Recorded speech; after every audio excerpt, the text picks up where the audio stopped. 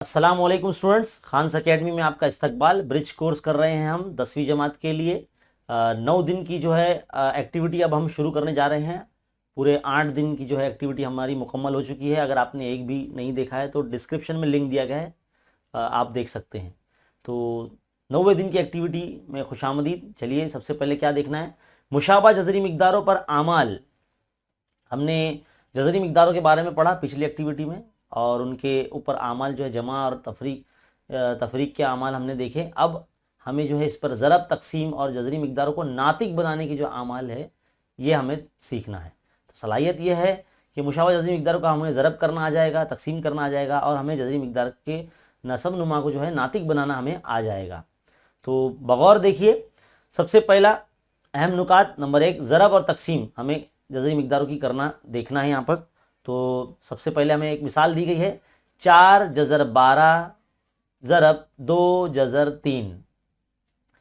तो यहाँ पर हमें सबसे पहले इसकी ज़रब करनी है। तो देखो हम क्या करेंगे, सबसे पहले 4 और जो 2 है यहाँ पर इस वक्त आप देख रहे हैं 4 और 2, इन दोनों को एक साथ हम एक ब्रैकेट में लिख लेंगे। देखिए यहाँ पर इस तरह से 4 ज़रब 2, 4 दूनी 8, है ना। और जज़र वाली जो मिकदारें हैं जैसे कि जज़र 12 और जज़र 3, इन दोनों को एक साथ एक जज़र में लिख लेंगे, क्योंकि दोनों जज़र में है, इसके लिए हम इसको दोनों को एक साथ में एक जज़र में 12 ज़रब 3 जज़र के अंदर लिख देंगे।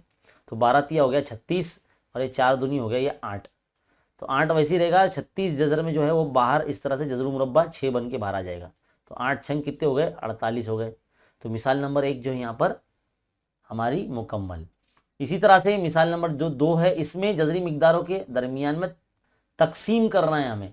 तो 8 जज़र 35 तकसीम 4 जज़र 7, ये हमें सवाल दिया गया है। तो हमें देखो इसको किस तरह से लिखा है हमने, 8 जज़र 35 बटे, है ना, तकसीम यानी बटे, तो ये बटे की निशानी तकसीम में तब्दील हो गई है ना।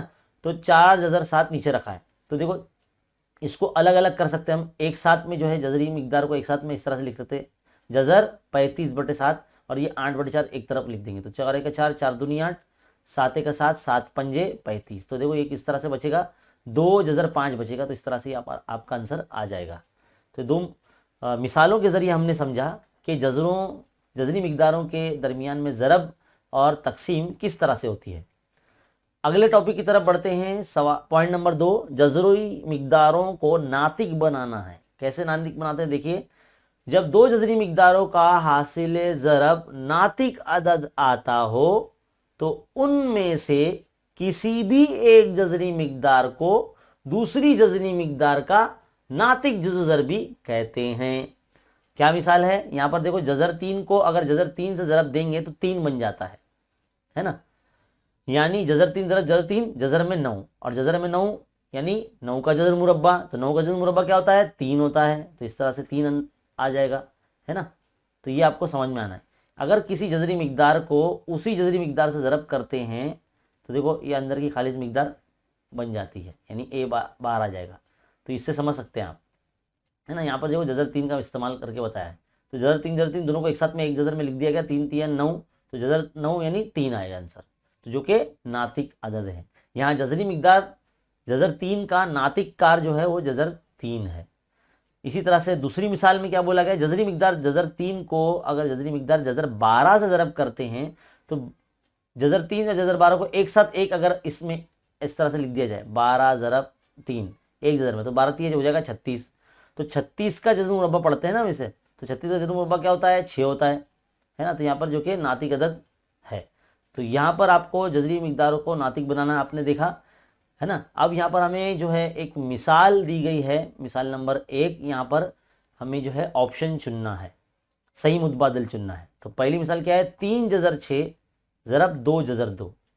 तो देखो 3 दूनी हो जाएगा 6, इसको इस तरह से मैं लिखता हूँ, 3 ज़रब 2 एक साथ हम लिख लेंगे ऐसे, और जज़र में एक साथ लिख देंगे 6 और 2 को। तो क्या हो जाएगा, ये 3 दूनी 6 और ये जज़र 12। तो 6 जज़र 12 यहाँ पे ऑप्शन में ही नहीं है, देखो।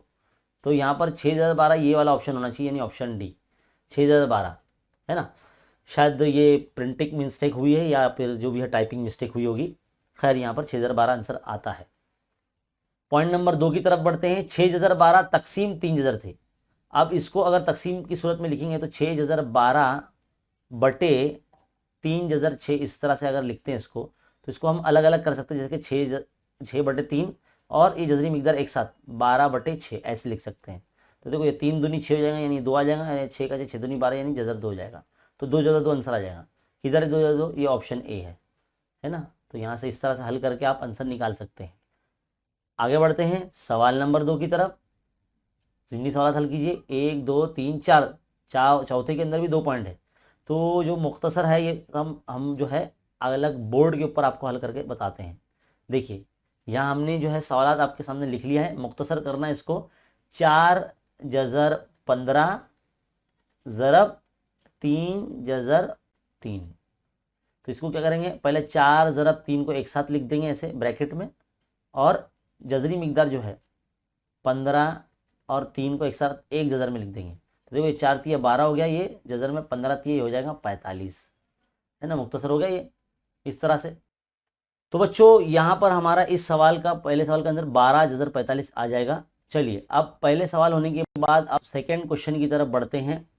क्या बोला गया है, 8 जज़र 28 ये दिया गया है, तकसीम करना है 2 जज़र 7 से। तो क्या करेंगे, इसके तकसीम करना है तो 8 जज़र 28 के बटे में हम 2 जज़र 7 को इस तरह से लिख सकते हैं, है ना। अब इसको अलग अलग कर लेंगे, 8/2 अलग कर लेंगे और जजरी मिकदार एक साथ लिख देंगे 28/7 इस तरह से। तो ये 2 चौक 8 है ना, 2 का 2 2 चौक 8 और ये 7 का 7 चौक 28। तो ये जज़र में 4। तो देखो ये 4 2 बन के बाहर आ जाए तो 4 दूनी 8 आ जाएगा। तो इसका आंसर हमारा जो है 8 आ जाएगा। तो यहाँ पे 2 सवाल यानी पहला और दूसरा कंप्लीट हो गया। अब बारी आती है तीसरे सवाल की। तीसरे सवाल में क्या बोला गया, 2 ब्रैकेट दिए गए हमें, √5 + √2 ब्रैकेट √5 + 3√2, है ना। अब मैट्रिक्स मतलब ये 2 ब्रैकेट का मल्टीप्लिकेशन आपको आना चाहिए। तो किस तरह से करते हैं, ध्यान से देखिए। ये जज़र 5 को पहले इधर उतारेंगे हम, और फिर दूसरा जो ब्रैकेट है ये पूरा का पूरा यहाँ पर उतार देंगे। जज़र 5 जमा 3 जज़र 2 उतार दिए। इसी तरह से अब ये 2 जज़र है जमा जज़र 2 इधर उतारेंगे, और दूसरा ब्रैकेट जो है पूरा एक बार फिर से यहाँ पर जज़र 5 जमा 3 जज़र 2 इस तरह से लिख देंगे।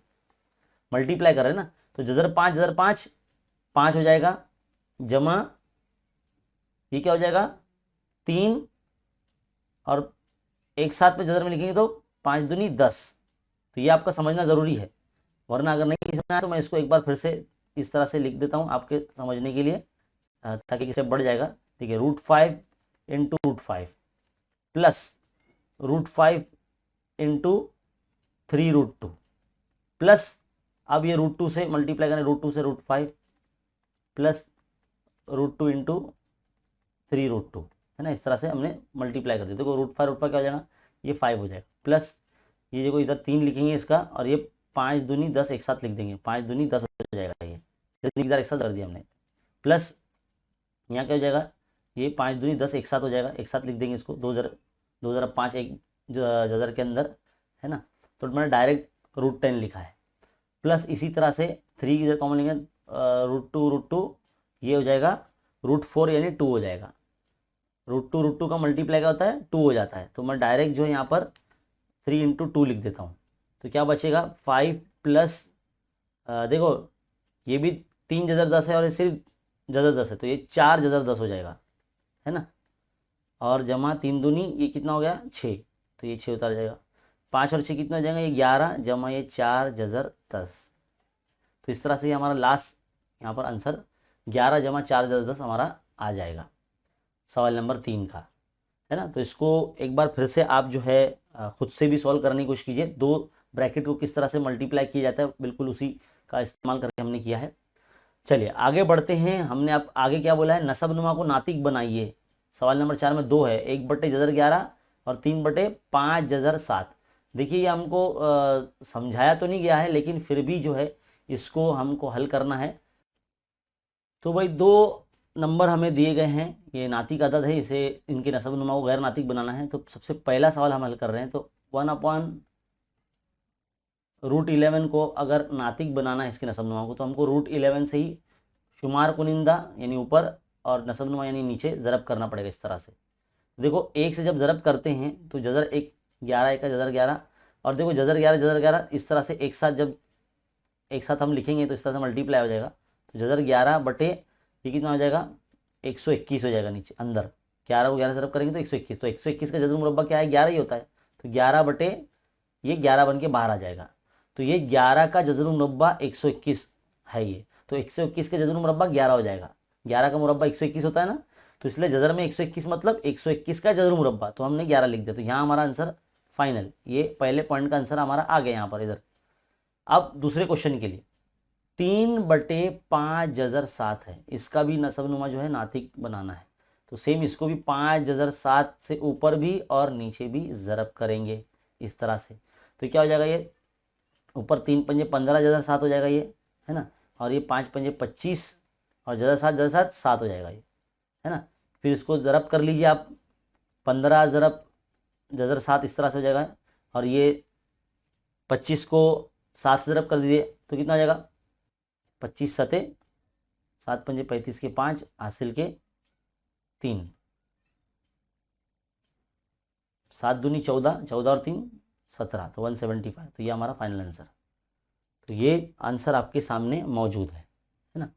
तो हमारा ये जो एक्टिविटी है 90 दिन की एक्टिविटी यहाँ पर मुकम्मल होती है, उम्मीद है आपको अच्छे तरीके से समझ में आई होगी, है ना। इसको रिपीट करके जो है आप देखिए, इयादा करना ज़रूरी है, बस आपको रैशनलाइजिंग जिसे कहते हैं, नसब नुमा को नातिक बनाना, ये आपको आना चाहिए। जज़री मिकदार का ज़रब जमा नफ़ी तकसीम तो आपको समझ में आ गया होगा, बस जैसे नसब नुमा को नातिक बनाना आप जो है अच्छी तरीके से सीखे। तो यहाँ पर ये 90 दिन की एक्टिविटी यहाँ मुकम्मल, और इस वीडियो को लाइक कीजिए, शेयर कीजिए, अगर चैनल पर अगर आप नए हैं तो चैनल को सब्सक्राइब कीजिए। ऐसे ही ब्रिज कोर्स की वीडियो देखते रहने के लिए हमारे चैनल पर बने रहिए, देखते रहिए, सीखते रहिए, बने रहे खान सा अकेडमी के साथ। मिलते हैं अगले वीडियो में, शुक्रिया।